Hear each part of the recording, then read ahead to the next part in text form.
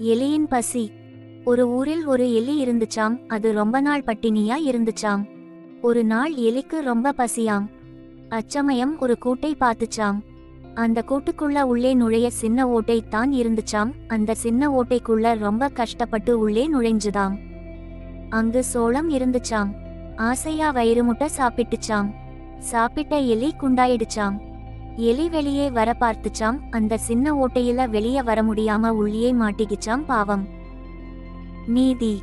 பேராசை இருத்தல் கூடாது. இதுபோன்ற மேலும் சிறுவர்கள் முதல் பெரியவர்கள் வரை விரும்பி படிக்கும் கதைகளுடன் இன்னும் பல சிறப்பம்சங்களை கொண்ட நமது சேனலை சப்ஸ்கிரைப் செய்து கொள்ளுங்கள். நன்றி.